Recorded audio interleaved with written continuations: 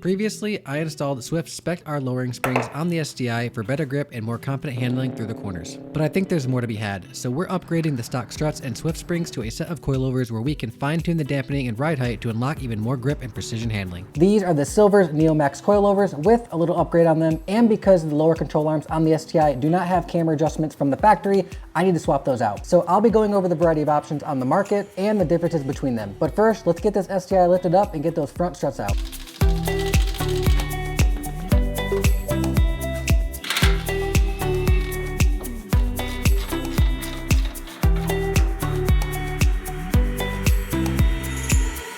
So first thing about these coilovers is I'm not running the standard spring. I have the upgraded Swifts. So it's 8K in the front, 8K in the rear. It is the same rate as the standard springs. I decided to keep it the same and not do any tinkering there. I do plan on tracking the car, so I could have went with like 10K in the rear, but that's gonna be super stiff. And I mean, most of my driving is going to be on, regular roads, so no need to go that high. Currently the car is fitted with Swift lowering springs on the stock struts, and they dramatically improve the handling. So I have no doubt that this upgrade was worth it. The top mounts are pillow ball style, and you do have adjustable camber plates so you can fine tune your alignment. They're made out of T6 661 aluminum for strength and durability. The lower brackets are also made out of the same aluminum, and the shock body is carbon steel. For dampening, you have 24 levels from soft to stiff.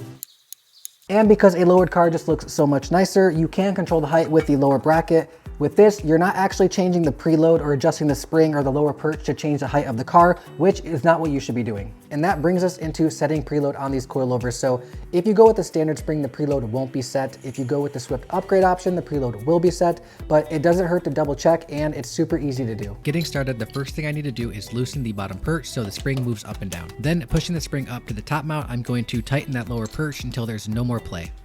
I bring up the bottom locking collar so it's tight to the lower perch. Holding the bottom locking collar, I'm going to twist the lower perch so there's about a 2 to 5 millimeter gap between the two. You can measure this a variety of ways, but my spanner wrench has a width of 5 millimeters, so it's perfect to use. Tighten it down, and now my preload is all set.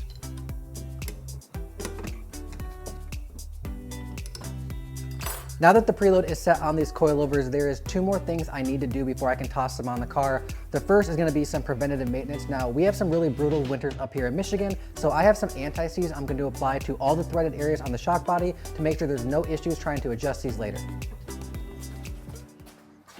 I'm using Permatex anti-seize I picked up from my local auto parts store, but you could use any kind. It came with a nice applicator, so I'm liberally applying it all up and down the shock body, getting all the threaded areas fully coated, and then I rethread the lower bracket all the way up to the locking collar, take it off, and wipe off all the excess.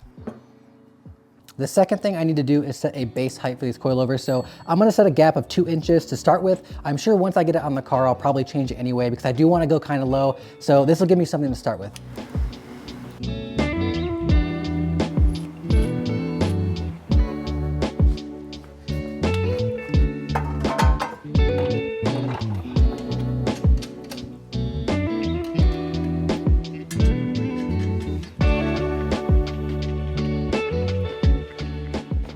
So, I don't know. As far as the height, this looks identical to the coilovers. It's probably like a 1-inch drop with a base height of 2 inches. I do want to go lower than this. I'll probably go like a 1/2 inch lower. There's room up here to probably go a 1/2 inch. I don't think I'll have any rubbing issues, and I don't think I'll have to do any camber adjustments. But first, I have like 5 different lower control arms for the rear. I want to go over the pros and cons and the differences between them and which one I'm going to run on that. Get the coilovers in the rear installed, and then I'll make all my final height adjustments.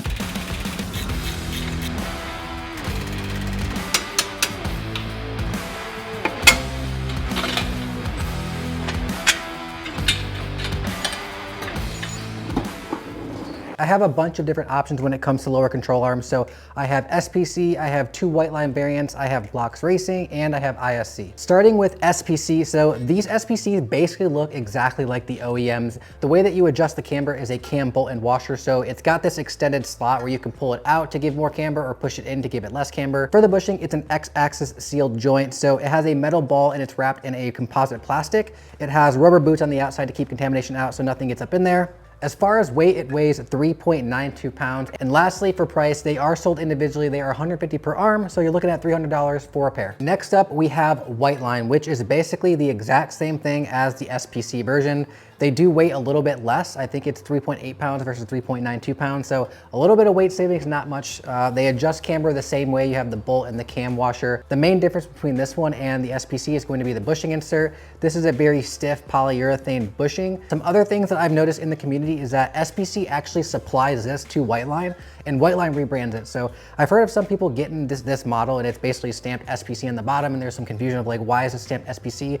And that's because from my understanding, SPC supplies it. It's just rebranded as Whiteline. They put a different bushing insert in, but other than that, they're pretty much the same exact thing. If you look closely enough, there are some differences between the two. The weld on the bushing is much smaller compared to the SPCs on the Whitelines, and you can very noticeably tell that difference. And then also where you adjust the cam bolt, the contour of these angle, how it rounds out, is a little bit different to make me really question if they're still being supplied, just because like typically you would expect them to be exactly the same shape, like to the T. I can't actually confirm that because mine isn't stamped SPC on the bottom. There is no stamping to it. So they may have supplied it, but other than that, it looks basically the same. Moving away from the OEM style, we have another Whiteline option. So it has a much beefier polyurethane bushing. It's very solid. You're gonna get some noise and vibration in the cabin most likely with this because it's super solid.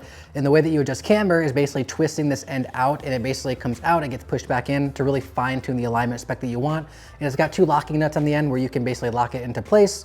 You also have more mounting points for your sway bar end links. So you have a top mount and a bottom mount. It weighs around 5.3 pounds, so it's very heavy just for a single one. That's without the hardware on top of it. And as far as price, it's gonna come in at 315 bucks. Another similar option in terms of style to the Whiteline is going to be this Blocks Racing model. Now, I call this one adjustment galore because basically you can adjust everything on here. There's 2 knuckle mounting points, you have 3 strut mounting points, 2 sway bar end link mounting points. I mean, there's tons of combinations you can put together in terms of dialing in your alignment. You do have a polyurethane bushing, so you're gonna feel that more in the cabin because it's gonna be a little bit stiffer than OEM. And then of course, adjusting the camber, you basically twist the end in and out as well too to push it out, push it in. Previous models of this one specifically didn't allow you to use the OEM sway bar end link, but this is a revised model, so you can now use that OEM version without having to buy another set of those. As far as the weight, they're gonna come in at around 5 pounds, so they're a little bit lighter than the Whitelines, but not by much. They're still very sturdy, very solid construction. And then for price, you're looking at $265 for a pair. Bringing us into the final option is going to be this ISC model. So usually it comes in a gold anodized finish, which is, it pops off the car, but this is the black stealth model. They only made a limited run of these, but I love the black look overall. It's made from CNC'd 6061 aluminum. It has a pillow ball bearing on the end with a street seal rubber boot to protect it from any dirt and contamination getting up inside of it. Camber is adjusted, of course, by twisting the end. It's going to come out, it's going to be pushed back in, and you have 2 locking nuts that's going to lock it into place. What I like about the ISC lower control arms is that they're lightweight. They're only 4.2 pounds for a single one. As far as the price, it is more expensive than the rest of them. It's going to come in at $475 for a pair. And that brings us into what we're running on the car, which is the ISCs. So because I plan on tracking the car, I need something lightweight, I need something with good driver feedback, and I need to be able to dial in my alignment very easily. So I was just going to daily the car, I just go with the SPCs, but I've heard some people say that cam bolt can slip, and I don't want to be on the track and my camber just go out of whack because it moved out of position. So that's why I'm not going with the SPCs. But if you just need something that's simple, you can adjust your camber when you're lowering the car. They are a perfect option overall. But let's get these ISCs on the car and let's see how they feel. Before I can install them on the car, I need to grease the pillow ball bearing by removing the pillow ball insert and adding grease to both sides under the boot. I installed the driver's side but realized I forgot one thing. There is a ride height sensor that automatically levels the headlights, and there is a bracket that you need to attach to that control arm to make sure it installs correctly. Once I got that taken care of, everything else was smooth sailing.